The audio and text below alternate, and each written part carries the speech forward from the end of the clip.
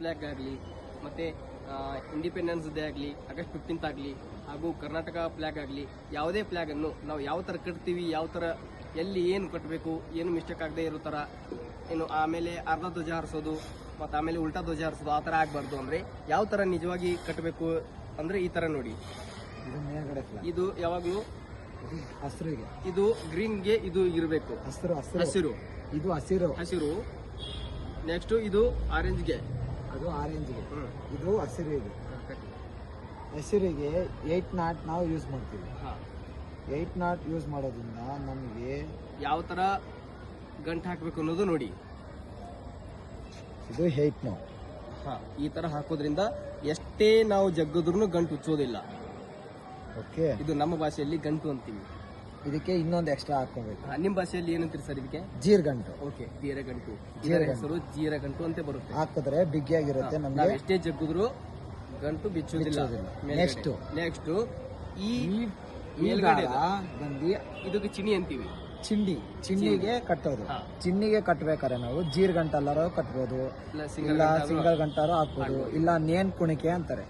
ಕುಣಿಕೆ, ನೇಣಿನ ಕುಣಿಕೆ, ನೇಣ ಹಾಕೊಳ್ಬೇಕಾದ್ರೆ ಹಾಕ್ತಿವಿ. ನೋಡಿ ಎಷ್ಟು ಬಿಗಿಯಾಗಿರುತ್ತೆ. ಇದು ಹರಿಯೋದಿಲ್ಲ, ಕೀಳೋದಿಲ್ಲ. ಯಾವ ತರ ಹಾಕಿದ್ರು ಇದು ಆಗೋದಿಲ್ಲ. ಮತ್ತೆ ಯಾವ ತರ ಫೋಲ್ಡ್ ಮಾಡ್ಬೇಕು ಅಂದ್ರೆ ನೋಡಿ, ಈ ತರ ಹಿಡ್ಕೊಂಡು ಕೇಸರಿ ಫಸ್ಟ್ ಬರಬೇಕು. ಕೇಸರಿ ಫಸ್ಟ್, ಗ್ರೀನ್ ಮೇಲೆ ಬಂದು, ನೆಕ್ಸ್ಟ್ ಫೋಲ್ಡ್ ಮಾಡುವಾಗ ಕೇಸರಿ ಕಲರ್ ಮೇಲೆ ಬರಬೇಕು, ಆರೆಂಜ್ ಕಲರ್ ಅಂದ್ರೆ ಮೇಲೆ ಬರಬೇಕು. ಆರೆಂಜ್ ಆರೋ ಆಗಲಿ ಗ್ರೀನ್ ಆರೋ ಆಗಲಿ, ಎರಡರಲ್ಲಿ ಯಾವ್ದಾರು ಬರಬೇಕು. ಈ ಗ್ರೀನ್ ಆರೆಂಜ್ ಬರಲಿ ಅಂದ್ರೆ ಆರೆಂಜ್ ಆರೋ ತಗೊಳ್ಬೇಕು. ಇದು ಟೈಟ್ ಆಗಿ ಈ ತರ ಫೋಲ್ಡ್ ಮಾಡಬೇಕು. ಮಾಡಿ ಎಳೆದಿ ಫೋಲ್ಡ್ ಮಾಡಬೇಕು. ನೆಕ್ಸ್ಟ್ ಫೋಲ್ಡ್ ಮಾಡಾದ್ಮೇಲೆ ಈ ಚಿನ್ನಿ ಕಟ್ಟಿರೋ ದಾರ ಇದು ಮೇಲೆ ಬರಬೇಕು. ಮೇಲೆ ಬರಬೇಕು. ಈ ಹಸಿರಿನ ಕಟ್ಟಿರೋ ದಾರ ಇದರಲ್ಲಿ ನಾವು ಟ್ಯಾಗ್ ಹಾಕ್ತಿವಿ.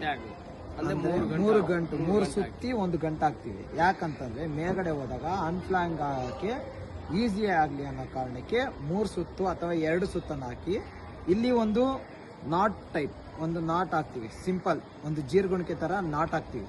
ಅದು ಎಲ್ಲಿರುತ್ತೆ ಅಂದ್ರೆ ಫ್ಲಾಗ್ ನ ಸೈಡ್ ಅಲ್ಲಿ ಇರುತ್ತೆ.